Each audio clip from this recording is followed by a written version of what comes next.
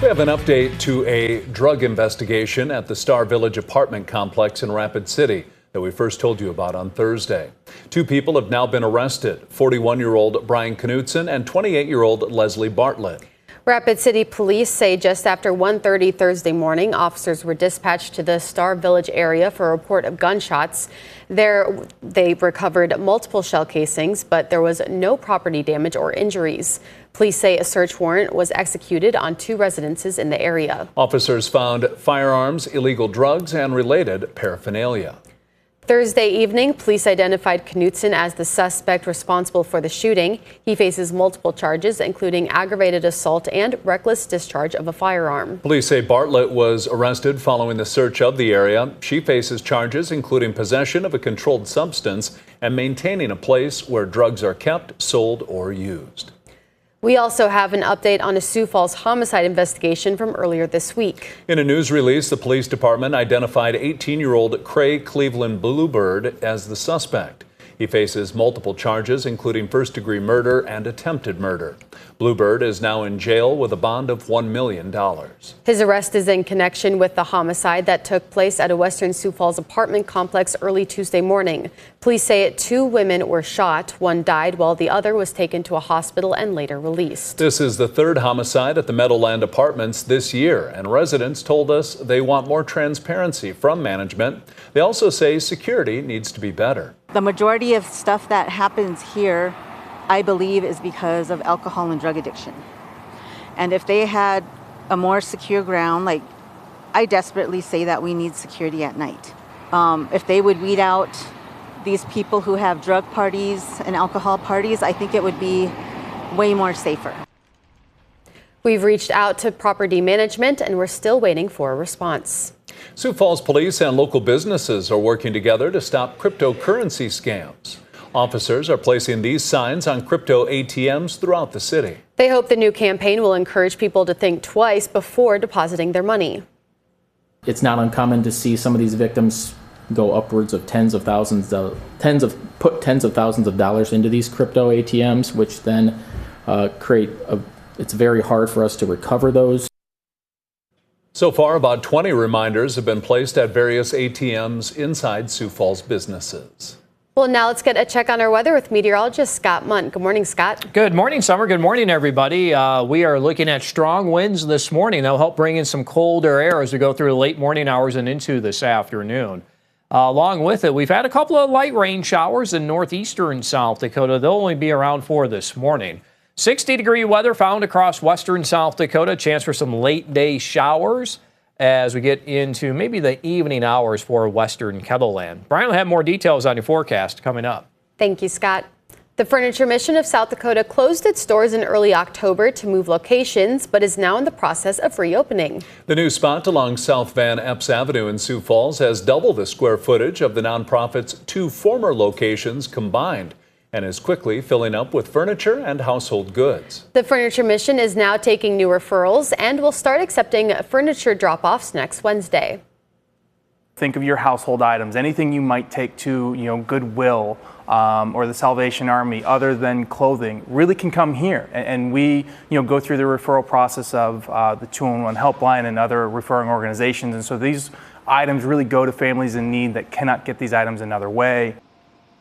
The Furniture Mission plans to start serving clients by November 18th. We provided a link with information on how you can help the cause with this story on KELOLAND.com. She's considered one of the best high school volleyball players in the country for her age. But Julia Masalink of Harrisburg isn't playing with her high school team right now. That's because the 6'2" freshman has been selected to play on a much bigger stage for Team USA in Costa Rica. It's been amazing, all these girls coming together, and I've known them from other camps, but it's just so awesome to play with them in an actual tournament. Team USA has already defeated Puerto Rico, Mexico, and Cuba. Their next game is tomorrow. Maslink will be home in time for high school tournaments. Winter is approaching, and the South Dakota DOT is filling slots for full-time, seasonal, and reserve snowplow drivers. Those drivers not only clear away snow and ice, but are first-line reporters on the conditions across the state. Yeah, well, first of all, the information that they're providing back is exactly what is in our 511 system. So those road condition reports are taken from our frontline staff, seeing what those road conditions are. They're updated generally 3 times daily and as conditions change. So they are coming from our front lines. Learn more on where snowplows and drivers are located in the state in this KELOLAND.com original story by Ray Yost. That's a look at some of our top stories. Now let's get another check your weather with meteorologist Brian Karstens. Brian? All right, here we go with the weather forecast for the next few days, and we'll start with tomorrow. We've got a high wind watch in effect for western South Dakota, north and east of Rapid City. This does include parts of Pennington County, Meade County, and on up into Belle Fourche, with 50 to 60 mile an hour wind gusts pretty likely tomorrow morning. There's also going to be some snow in the Black Hills, not enough for an advisory, but just to mention that. I do think, though, that a lot of this will be rain shower activity in central South Dakota. And then eventually, as we source in that cooler temperature profile, Watertown to Sioux Falls into northwest Iowa. Yep, you can produce some snow when we get those temperatures in the 30s. Here's a closer look at it on Futurecast. Today, we've had a little bit of rain in the northeast here to kick things off, but we think 50s in the south today, 60-degree weather in Rapid City. So showers will come in tonight, West River. You can see those pushing toward Pierre, and then eventually that's when that kind of mixes in there with a little snow late tonight after midnight. That could run from Brookings to Sioux Falls easily, and then diagonally into northwestern Iowa. If you're in Yankton, you're probably going to stay rain on most of this, but again, if it's enough to coat the ground white in the morning, that's kind of what we're honing in on there, that possibility, and that's why we're advertising a trace to a couple of inches. Now, there is a second low pressure center coming in tomorrow afternoon. We anticipate temperatures will warm as a result of that, so it actually could melt the snow, whatever does end up falling, and then we end up coating it with a little snow on top here by Saturday afternoon and early Saturday evening.